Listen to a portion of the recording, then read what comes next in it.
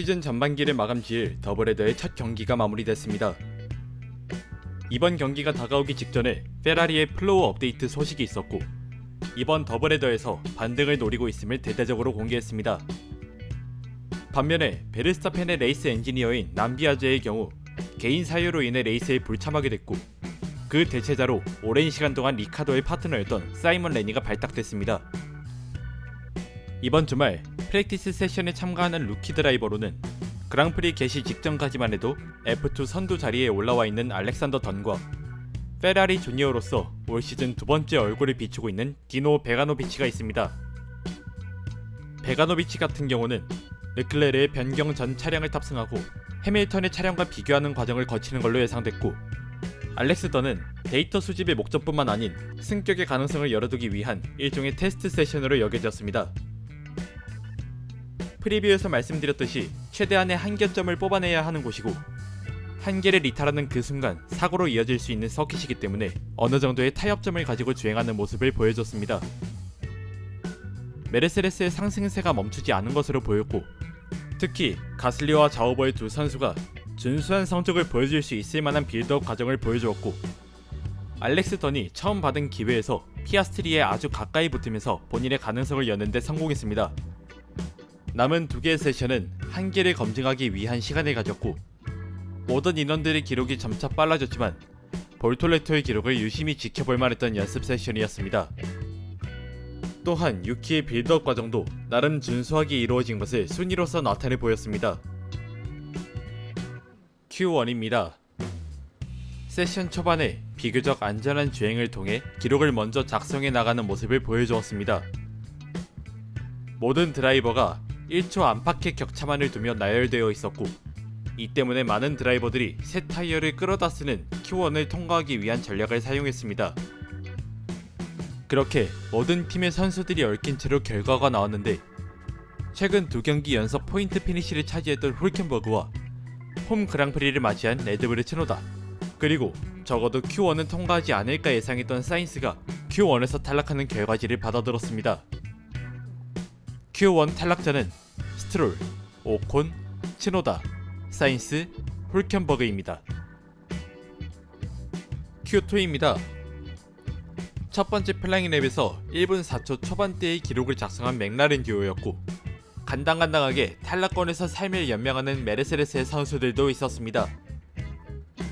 기세를 끌어올리던 중 마지막 코너 부근 잔디밭에 화재가 발생하면서 레드 플래그가 발령됐고 흐름이 끊긴 뒤 마지막 플라잉 랩을 시작했습니다. 그리고 볼톨레토가 무려 1분 4초 846이라는 기록으로 5위 자리에 안착하며 안정권에 진입했고 예상보다 훨씬 앞당겨진 데드라인으로 인해 안토넬리가 이외의 탈락자로 선정될 뻔했습니다. Q2 탈락자는 알론소, 알본, 파자르, 콜라핀토, 베어만입니다. Q3입니다. 로슨과 볼톨레토의 충격적인 Q3 진출 소식과 함께 시작된 세션입니다. 첫 번째 랩부터 일찌감치 잠정 폴의 기록을 작성한 노리스를 필두로 맥패 순서로 나열된 모습입니다. 타이어 개수 관리에 실패한 로슨을 제외하고서는 모든 드라이버가 랩타임을 먼저 작성하고 시간상 마지막 플라잉 랩에 돌입했습니다. 베르스타펜이 섹터 3의 중간쯤 왔을 때 옐로 플래그가 나왔고 분명히 빠르게 지나갈 수 있는 구간임에도 속도를 줄이는 모습을 보여줬습니다. 리플레이로 살펴보니 가슬리의 스핀 장면이 있었고 충돌 사고로 이어지지 않은 것이 다행일 정도의 스핀이었습니다. 하지만 이로 인해 발생한 더블 옐로우 플래그가 하필 막스의 눈에 들어왔고 블라인드 코너 뒤편에 무슨 일이 있는지 알 도리가 없었기 때문에 속도를 줄이는 선택을 했다는 결론입니다. 그렇게 기록 경신에 실패한 막스는 7위로 퀄리파잉 세션을 마감지었고 노리스가 2위보다 0.5초나 빠른 1분 3초대의 기록을 써내면서 압도적인 폴 포지션을 차지하게 됐습니다. 레이스데이입니다. 포메이션 랩부터 기어 변속이 이상이 생긴 사인스의 차량 때문에 스타트 과정을 중단했습니다.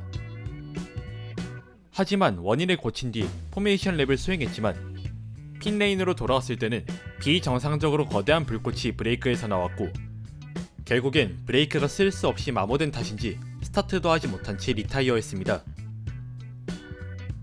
스타트랩은 노리스가 르클레르의 앞을 막는 사이 피아스트리가 바깥쪽으로 안전하게 치고 올라왔고, 맥라렌의 원투가 완벽하게 형성된 시점에 3번 코너에서 안토넬리의 다이브밤이 나왔습니다. 무리하게 안쪽으로 파고 들어가다 발생한 휠락으로 인해 베르스타펜이 들이받은 사고였고, 세이프티카가 초반에 나오면서 잠깐의 혼란을 잠재울 수 있었습니다. 이후로는 원활한 레이스 전개가 이루어졌지만 아무런 예고 없이 알본이 리타이어 절차를 밟으면서 윌리엄스는 더블 리타이어를 경기 시작 20랩도 안 된 시점에 하게 됐습니다.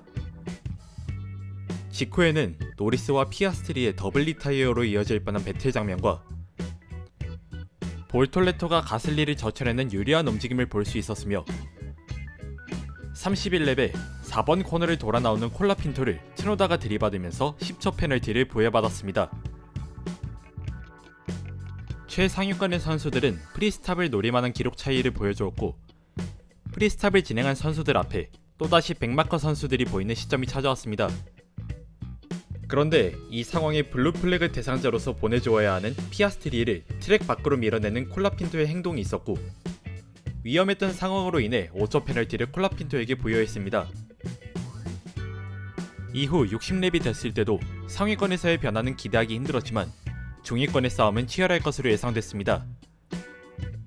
그리고 레이스 종료 5랩 전부터 알론소를 끈질기게 따라가는 볼톨레토가 한 랩이 지날 때마다 1초 이상의 격차를 줄였고, 2랩이 남은 시점부터 본격적인 배틀을 하기 시작했습니다. 하지만 베테랑답게 노련한 움직임으로 볼톨레토를 보내주지 않은 알론소였고, 그러는 동안 백마커에 걸리게 되면서 사실상 배틀이 흐지부지 되었습니다.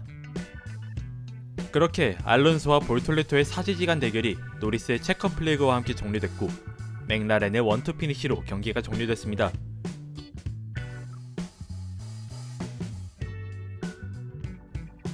페라리도 플로어 업데이트 직후 3위와 4위로 마무리 지으며 최선의 성적을 뽑아냈고, 로슨이 개인적으로 좋지 않았던 분위기를 상쇄시키는 8포인트를 가져오면서 반전을 꾀했으며, 이번 경기의 주인공이라 할 수 있었던 볼톨레토는 F1 데뷔 이후 첫 포인트를 자어버 소속으로서 11라운드 만에 얻어내는 쾌거를 이뤘습니다.